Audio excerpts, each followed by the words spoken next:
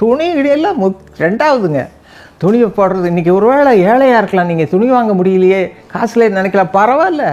ஆண்டவர் உங்களோட இருக்கார், அது போதும் உங்களுக்கு. ஆண்டவரால் அலங்கரிக்கப்படுங்க, போதும். பிள்ளைகளை அலங்கரி உட்காந்து வாங்கன்னு சொல்லி எல்லோரும் 4 பேர் உட்காந்து ஆண்டவரை பற்றி தியானிங்க. ஆண்டவர் பிரசன்னத்தில் கலிகூர்ந்து மகிழுங்க, பரிசுத்தாவியில் நிரம்புங்க. அப்புறம் ஆண்டவரை பற்றி பேசி உங்களுடைய எக்ஸ்பீரியன்ஸ் எல்லாம் பேசி அதுதாங்க த பெஸ்ட் கிறிஸ்மஸ். தேவ பிரசன்னம் உங்களை நிரப்பும். தேவன் தம்முடைய ஒரே பேரான குமாரனை இந்த உலகத்துக்கு அனுப்புனது எதுக்காக? இது இப்படி தான் குடும்பங்களை ஆசீர்வதிக்க. இப்போ பணத்தினால் இல்லை, பொருளினால் இல்லை, பட்டாசு வெடித்தோம், நிறைய எங்களுக்கு புடவை வாங்கணும், அது வாங்கணும், அது செகண்டரி. 2வது காரியம், ஏசு உங்களுக்குள்ளே இருக்கிறாரா? கிழிந்த துணி இருக்கலாம், உங்களால் ஒன்றும் வாங்க முடியும், பரவாயில்ல, அதை பற்றி கவலைப்படாதீங்க. ஏசு கூட இருந்தால் போதும், ஏசாமி கூட இருந்தால் போதும். கிறிஸ்மஸ் அன்றைக்கு புது துணி போடலன்னா கூட உங்களுக்கு முடியலையா, அதை பற்றி கவலைப்படாதீங்க. நல்ல சாப்பாடு இல்லையா, அதை பற்றி கவலைப்படாதீங்க. குடும்பமாக உட்காந்து கர்த்தரை ஆராதிங்க, அவருடைய புகழை பேசுங்க, ஆண்டவரை துதித்து பாடுங்க. உங்களுக்கு சந்தோஷம் சமாதானம் உண்டாயிருக்கும். ஆண்டவரால் உங்கள் குடும்பத்தை பிள்ளைகளை அலங்கரிங்க அப்படின்னு ஸ்டெல்லா தினகரன் சொல்கிறாங்க. இவங்க சொல்கிறது கேட்கறதுக்கு நல்லதாங்குது. ஆனால் நம்ம சின்ன பசங்களாக இருக்கும்போது நம்ம என்ன செய்தோம், ஐயோ நமக்கு புது துணி இல்லையே, நம்ம புது துணி எப்போ எடுக்க போகிறாங்க, நம்ம துணி எடுப்பாங்களோ எடுக்க மாட்டாங்களோ, அப்படியெல்லாம் ஒரு எண்ணம் போச்சு.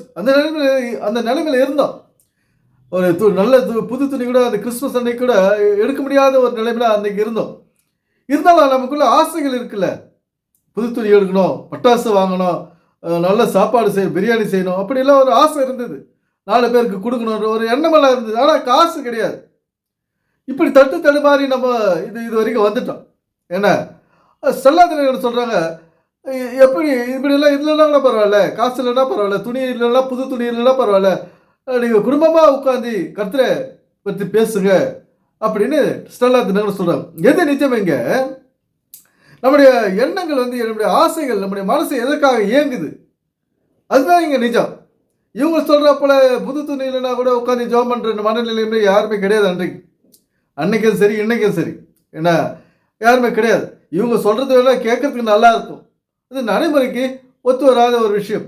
ஏன் நமக்கு இந்த ஒரு பற்றாக்குறையான ஒரு நிலைமையிலே நம்ம இருந்தோம், ஏன் இப்பவும் இருக்கிறோம்? ஏன்னா ஒரு நல்ல பணம் பற்றாக்குறை இல்லாத வாழ்க்கைக்கு இவர்கள் வழி சொல்கிறது கிடையாது. பண பற்றாக்குறை இல்லாத வாழ்க்கைக்கு இவங்க ஒரு வழியும் சொல்கிறது கிடையாது. அதனால் நம்ம இன்றைக்கும் கஷ்டப்பட்டுன்னு தான் இருக்கணும்.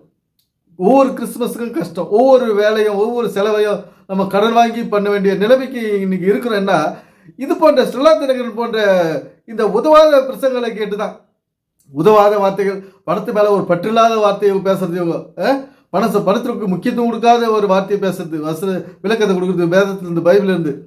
ஆனால் எவ்வளோ தான் காணிக்கை கொடுத்தாலும் வாங்கிக்குவாங்க. இப்போ எவ்வளோ தான் காணிக்கை கொடுத்தாலும் வாங்குறதுக்கு இவங்க ரெடியாக இருக்காங்க. அங்கங்கே ஜப கோபுரங்களும் ஜப பெருஸ்த குளங்களும் இப்படியெல்லாம் அவங்க கட்டி அவங்க காணிக்கை பெட்டி வைக்கிறாங்க. இப்படியெல்லாம் ஒரு இடங்களை ஏற்படுத்தி அங்கே காணிக்கை பெட்டி. ஏழைகளை பற்றி உங்களுக்கு கவலை கிடையாது. ஏன்னா காலேஜில் பல விதப்பட்ட வருமானங்கள் இருக்குது இவங்களுக்கு. ஏன்னா ஊழியத்து மூலம் தான் உங்களுக்கு வருமானம், பிரசங்கம் பண்ணி தான் உங்களுக்கு வருமானம், யூடியூப்பால் தான் உங்களுக்கு வருமானம், அப்படிலாம் இப்போ கிடையாது. அவங்களுக்கு ஒரு காலேஜ், ஸ்கூலு, பல கட்டிடங்களை வாடகை விட்டுருக்காங்க, இப்படியெல்லாம் இருக்குது. இவங்க இப்போது அந்த இடத்துல ஒரு காணிக்கை, ஒரு கட்டடம் கட்டணும், அங்கே காணிக்கை பெட்டின்னு ஒன்று வைக்கணும், மக்கள் காணிக்கை போடணும் அப்படின்ற ஒரு பழைய ஒரு கொள்கையில் இருக்காங்க. பாருங்க, ஏசு கிறிஸ்து அங்கே நீங்கள் உட்காந்து விதவை 2 காசு போட்டாங்க, இவர் இந்த விதவை மொத்தமாக போட்டாங்க, இவங்க தான் போட்டது அதிகம் அப்படின்னு ஏசு கிறிஸ்து சொன்னார்.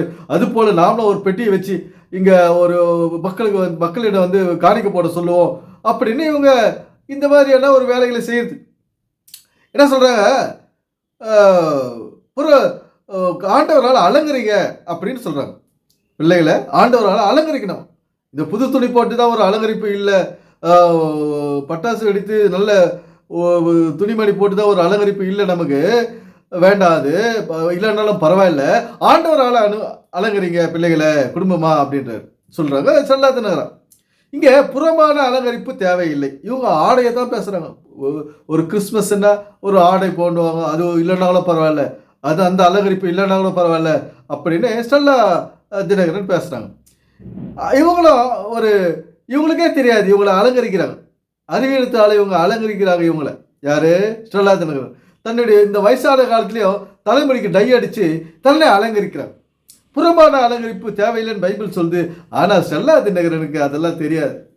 அதை பற்றிலாம் கவலை கிடையாது. நம்ம இந்த யூடியூப்பில் கேமராவுக்கு முன்னால் டை அடித்து வெள்ளை முடி தெரியாத டை அடித்து இருக்கணும்ன்ற ஒரே காரணத்துக்காக அவங்க இளமையாக தெரியணும், அப்போ தானே 4 பேர் 4 வீடியோ பார்ப்பான் அப்படின்னு இன்னைக்கு இந்த வயதான காலத்தில் தள்ளாட நடக்க முடியாத முட்டி வலியோடு இருக்கிற இந்த ஸ்டெல்லா தினகரன் இந்த முடிக்கு டை அடித்து மக்களை மயக்கி கொண்டிருக்கிறார். நண்பர்களே, இவர்கள் சொல்வதெல்லாம் நடைமுறைக்கு ஒத்து வராத விஷயங்கள். இவர்கள் சொல்லும் விளக்கங்கள் எல்லாம் வாழ்க்கைக்கு ஒத்து வராத விஷயங்கள். இதனால் நம்ம இவங்க பேசுறதெல்லாம் பெருசாக எடுத்துக்க கூடாது. ஏன்னா இவங்க அவங்க போகிற போக்கில் தான் போவாங்க. ஏன்னா பழைய விளக்கத்தையும் கடவுள்னா இப்படி தான் கொண்டு போகணும், இப்படி தான் அவர் பேசணும் அப்படின்னு யோசிச்சுட்டு போகிறது. இவங்க மனிதனுக்கு முக்கியத்துவம் கொடுக்கறது கிடையாது. மனித வாழ்க்கைக்கோ பணத்துக்கோ மனிதனுடைய இருப்பிட வீட்டுக்கோ சொந்த வீட்டுக்கோ இவர்கள் முக்கியத்துவம் கொடுக்கறது கிடையாது. அதனால இன்னைக்கு கிறிஸ்துவனுடைய நிலைமை மிக மோசமாக இருக்கிறது. இந்த மாதிரி ஒரு தவறான தகவல்களை தரும் ஸ்டெல்லா தினகரன் இத்தோடு நிறுத்திக் கொள்ள வேண்டும். எனவே சிந்திப்போம், செயல்படுவோம். நன்றி, வணக்கம் நண்பர்களே.